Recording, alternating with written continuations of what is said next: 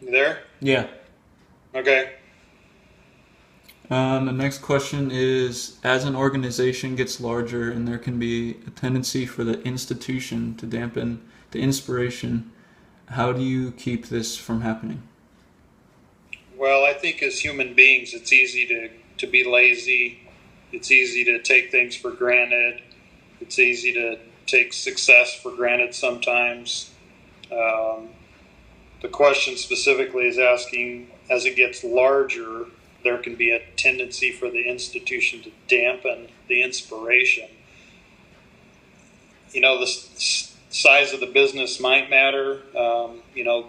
Again, my workplace in the fire department, I have about 60 employees in the fire department. I'd say it's a small to medium-sized organization. Yeah. Uh, we are growing a little bit, but we do have tremendous turnover. So even though it's not a large organization or having huge growth, it has constant turnover to where 2/3 or 60 to 70% of the organization is either new, getting ready to retire in the next 3 to 5 years, and those in the middle are going through transition with new job functions within the workplace. So sometimes if there's not transition, if there's not growth, there can be stagnancy, and that can dampen inspiration. Sometimes there could be too much growth, too much institutionalization of, hey, it's always the same every day. It's kind of boring. It's the same old. And it can cause lack of inspiration or motivation of employees because there's not a lot of change. Yeah. Um, I think it's important to recognize the facts of what's going on in the business and the workplace, recognize the strengths and the skill sets of the employees, make sure you paint a clear picture for the employees to know where we're at today, where we're heading, where we're going to tomorrow. I know one of the questions later on that you might ask might be specific towards mission statement and core values of an organization, or vision or Yeah. vision statement of an organization, but making sure people have buy-in, they participate in, they understand the mission, the core values, and the mission or vision of the organization. That'll assist with making sure people don't get bored or their inspiration is lacking. So engaging them, making them feel valued, making sure they feel important and are an asset to the organization are all critical pieces to one being a leader, but making sure it causes the employees to not be dampened and there's no stalemate within the organization. Okay. Cool. I'm gonna skip a few here. Okay. How do you or other leaders in your organization communicate the core values? Well, I think the best way to do it is lead by example. Yeah.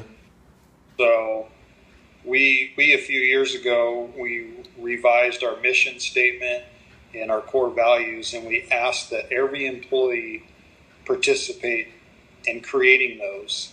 Mm-hmm. So not only do you have participation, but you've allowed them to participate. You've asked them for their specific input. So when we end up with an end product, it's their product. Not only did they participate, but they suggested what the core value should be. They suggested what the components of the mission statement should say. So you have participation, you have buy-in, you have ownership, and if you have that, you've had, let's just say you have the majority of the work done, Mm-hmm. because it's what they said, it's what they believe that they want the organization to be. It's their product, it's their organization. They have that ownership. But again, once you have that, now it's up to all of us as individuals to lead by example, making sure we are following the mission statement, we're representing the core values to our customers, and again, leading by example is the best way. You Yeah. don't have to talk it, you don't have to say it, you don't have to preach it, you don't have to teach it. Yeah. If you're doing it and others see that, the followers or the other employees will see you as a leader and want to replicate what you're doing if they believe and buy into what you are and what you stand for and what you're trying to accomplish. Yeah, and respect you more. Yeah, so the best thing is lead by example. Best thing is follow. And, we do fun things like on our fire engines, on our fire trucks, all our apparatus. We actually have our mission statement stuck to the side of the fire engines. We have it on when we send an email, our signature has our mission statement and core values. On our stationery in the fire stations in the organization, we have it on our stationery. So everywhere we look, we constantly see our mission statement, our core values. So it's a good reminder and a way to refresh, to stay fresh on what our core values and mission statements are. Sweet. Mm-hmm. How do you encourage others in your organization to communicate the core values? I think it's similar to the last question. So the best way to communicate it is, again, lead by example. Yeah. And say it out loud. Find a way to, in a humble way and not a prideful or arrogant way, let others know that you're displaying those core values and what you do every day that you go to work. Yeah. So, like when it's on the side of the engines or the trucks or the email signatures and stuff like that. In the fire service, we know that we're there to serve the public, so we say we're public servants. Yeah. And if one of the core values is service, the word service, every time you go on a 911 call and you leave the call and you come back to the firehouse, you ask your partner or your crew, hey, how did we provide good service to the customer? So you're repeating the service word as the core value. You're asking for accountability, and you're ensuring through communication with your crew, how did we do a good job, or did we do a good enough job, or did we do a poor job at providing service, which is one of our core values. Yeah. So I think you encourage it by being proactive and trying to display it, to lead by example, ask others to help hold you accountable, point out situations where you met the expectation or you did not meet it, so you can improve next time. So accountability and making sure you're being responsible to do those core, represent those core values every day, every call, as best you can. Knowing you're not going to be perfect, knowing you're going to fall short, but being humble and transparent enough to go, hey, I didn't do a good job. How can I do better? And help me be better. And ask for advice. Those are all ways to communicate in many different aspects or directions. Okay. I'm going to skip another one just because it's pretty repetitive.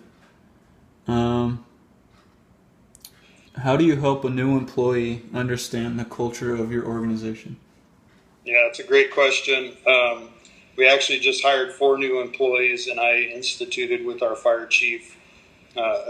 Initially, their day one that they step on the fire ground, in the fire station, in the firehouse, we meet with them for 2 hours, and we make sure we explain what our mission statement is, what our core values are, what our vision statement is, and what we expect from them as employees and as individuals, as human beings, as public servants for the fire service and the Napa Fire Department. We explain to them what it is over a few hours on day one, and then we meet with them a week later. We meet with them in 2 weeks after that and 4 weeks after that. So we meet with them 4 times within an 8-week period to help them learn. We learn with them so they get to know us as the leaders of the fire department, of their new employer, and we help them learn who they are, what they stand for, make sure they fully understand the definitions and the different perspectives that each person might have on a specific core value or a specific part of the sentence of our mission statement. So we interact with them one-on-one 3 or 4 times over an 8-week period to make sure they fully understand what we expect and what we believe our culture is. And then during their first year of employment, they're on probation. So we have the ability to really get what we want out of them as employees and train them and mold them how we expect them to be, to match the culture that we either have or work towards the culture that we want the culture to change to. Because we always will have a certain culture, but we also want the culture to change certain directions as leaders. Yeah, and it might be different directions depending on what's going on in the workplace. But the best way that we do that is we communicate with them in great length and make sure they repeat back and they communicate back with us. So it's not just lecturing at them, but we're interacting with them to ensure they fully understand what it means, what the definitions are, how we can apply it, how they can apply it, how I expect them to hold me accountable, and vice versa, and know that we're in it together and we will help each other be successful as long as they're willing to accept that culture, want to be a part of that culture, and help improve that culture. So you have to make sure they understand they are very, very important to the department, to the organization. We care about them greatly, and we want them to be successful. Yeah. And once they know that, then they buy into what you're wanting them to do, and they want to serve you. They want to do a good job. Most people want to do a good job. They come to work wanting to do a good job. Yeah. But they also know that, hey, I'm new, so I have a lot of learning to do, so help me learn. And if you're willing to establish that professional relationship at a personal level, you'll get more buy-in, more acceptance, and ensure greater success. Cool. All right. The next question is, when faced with two equally qualified candidates, how do you determine who to hire? I think it goes back to individual preference or personalities or styles. Yeah. So, when we test for firefighter or firefighter paramedic, as long as they meet the minimum qualifications, they all qualify to take the test. Through different screenings and processes, we continually eliminate people, and the cream rises to the top. Mm-hmm. But the question is asking, when you have two candidates that are both the cream of the crop, and you can only pick one, which one would you pick and why? For me personally, and for me experiencing being on interview panels and helping hire employees, helping suggest who we should promote, which is a similar situation, which one is better?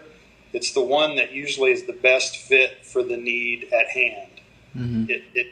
It kind of boils down to which style do you believe is the best fit for the organization based on culture, like we just talked about. It could be for the specific job function that we need. Maybe we have too many supervisors that are too easygoing, or they're too focused on personalities, where we might need more supervisors focused on tasks and more of a stronger style of dictatorship. You need a balance of all the styles. Yeah. So usually it boils down to who's your fan favorite, who's the one that you relate to the best, but also for what's the most critical or important for the organization at that time when you hire them. Awesome. Next one would be, what is one characteristic that you believe every leader should possess? I would say passion to learn, passion to serve. There's different leadership styles. There's different interest levels in wanting to be a leader. There's different motivations. But I think what's most important to me is having the true motivation and passion to serve others and be the best leader you can be. That's most important. Yeah. Some people believe they're good leaders. Some people want to be good leaders in their way, in their style. Mm-hmm. but if they don't have followers, they're not a leader. Yeah. You're only a leader if you have people following you and wanting to follow you as the leader. Mm-hmm. So some people think they're leaders, but they're leading nobody. When they turn around, no one's behind them. No one's following them. Yep. So the characteristic that you need to possess is to ensure that you're passionate and you are watching out and caring for those people that you're trying to serve as their leader. Yeah. Which means it's not all about you as the leader. It's more about those you're trying to lead. Yeah. Understanding that. Some people don't understand that, and they fail as leaders. Yeah. I agree. What is one mistake you witness leaders making more frequently than others? Probably not being open-minded enough. Mm-hmm. They think they're successful in their mind, in their own world. Yeah. They think they're good leaders, but they're not open to constructive criticism or suggestions or people that want to offer them a different way of them leading whoever they're trying to lead. Mm-hmm. They're too closed-minded. They're too caring about the task versus the person. Mm-hmm. And not being open-minded to finding the right time, the right person, the right fit, the right situation. They're too narrow-minded. Yeah. So as I say all that out loud, I think it kind of boils down to they're too narrow-minded. Yeah. Okay. What is the biggest challenge facing leaders today? It's kind of a vague question. Yeah, but it is, and there's so many answers I could give you. I think just even having some discussion with some of the leaders in my workplace yesterday and even today, it's the biggest challenge is understanding, your generation. Yeah. How are you guys wired? How does your generation expect work to be? Making sure not only do we understand your perspective and where you guys are coming from as a culture, as a generation of people, and discovering those gaps between what I believe versus what you believe, what I expect versus what you expect. Yeah. And finding a way to make it a win-win and helping you be successful as long as you're willing to be, open-minded and successful. I think one thing I deal with regularly is the people I'm leading. In some cases, they're too close-minded. They're not willing to put in the effort. They expect it for nothing.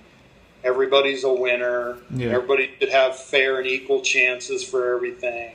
And it's just not true. I don't believe it's not true. It's not right. They want to eliminate competition, healthy competition. Mm-hmm. They think everybody should have the same chance as the next guy or gal. And it's just watered down. Mm-hmm. So you can't, in many cases in my work environment, you can't just say, hey, we're going to agree to disagree and move on and go to work.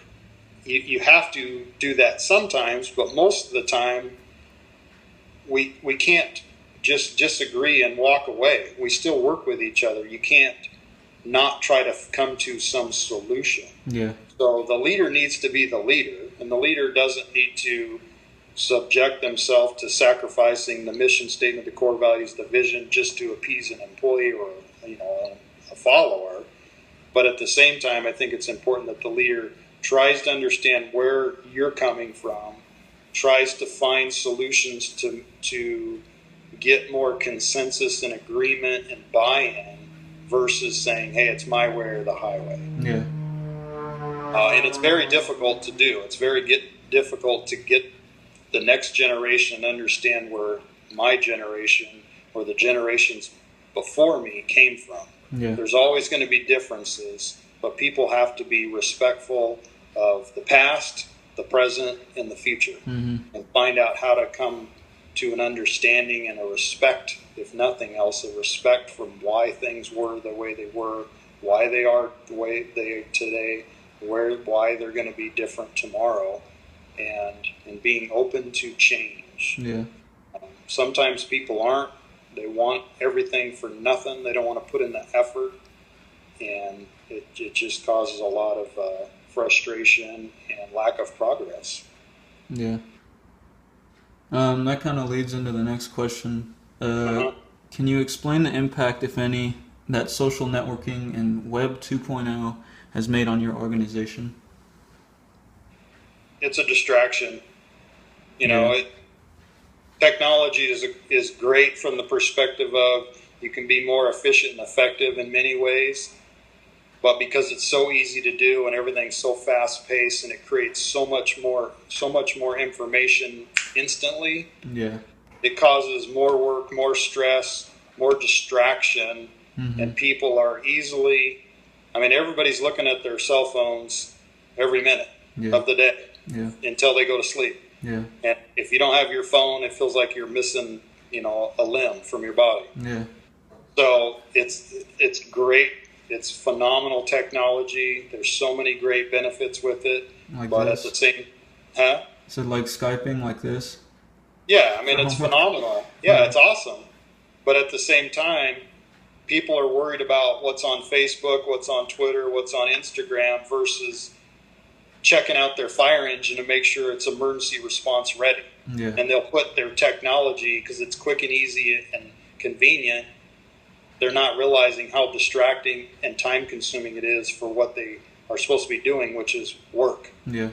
They call it work for a reason. Go to work, do your work, get your work done, and then you can do that when it's appropriate. Yep. But right now, everything is always, a beep away, and again, there's a lot of benefits, but there's a lot of distractions and headaches it's causing in the workplace. Mm-hmm. Okay. What are a few resources you would recommend to someone looking into becoming a better leader? Well, I think there's unlimited resources. I think it's most important to me to understand yourself first. Try to understand yourself first. Know that you're going to have a lot of common tendencies, personality traits, styles, and abilities today.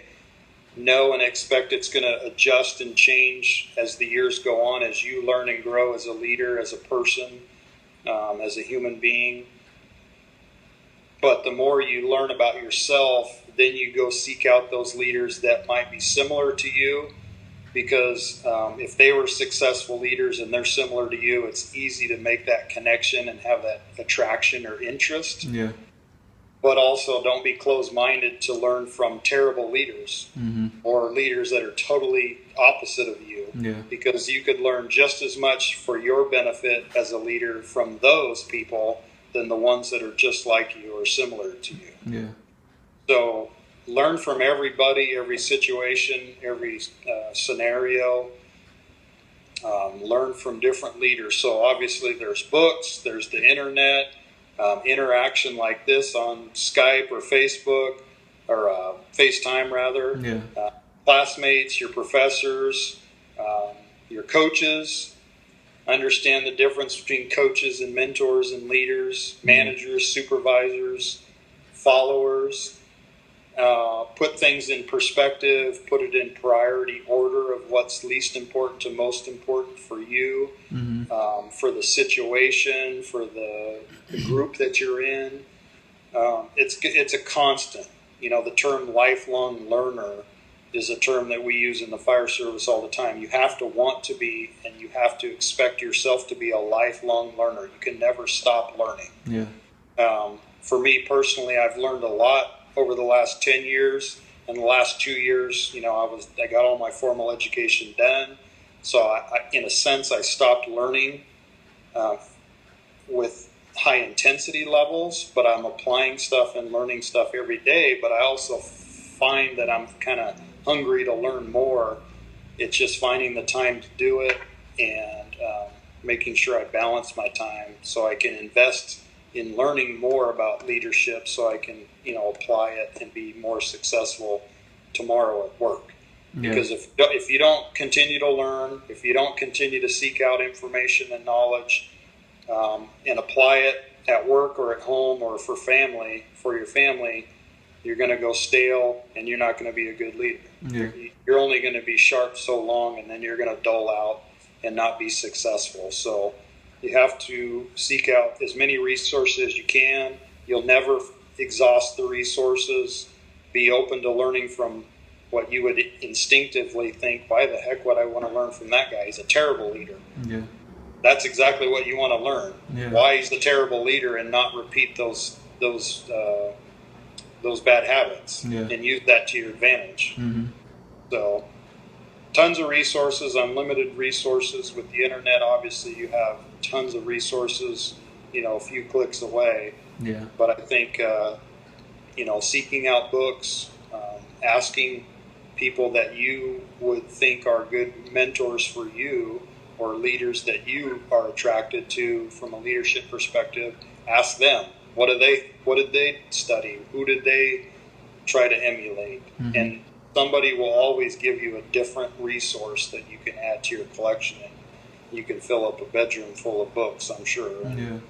Read them, use them, apply them, set them aside, and every probably 3 to 5 years you could reread them and learn something that applies to the next 5 years. Yeah. Relearn and reapply it. But you got to stay fresh. You got to want to stay fresh. You got to want to stay sharp, and that takes work and effort. And you can't sit still, otherwise you'll dull out. Yeah. That leads into the next question, the final question. What are you doing personally to continue your what are you doing to ensure you continue to grow and develop as a leader? I'm always looking for the next challenge. The next challenge for me. Yeah. I'm trying to ensure I'm growing as a leader every day.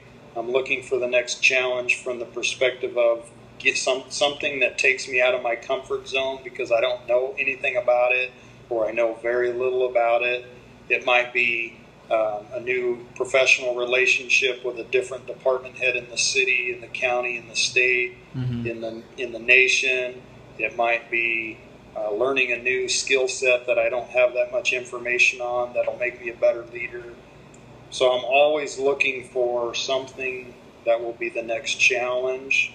It will be, I'm asking people every day at work, help hold me accountable, point things out when I fail as a leader, when I fail as a fellow coworker or an employee.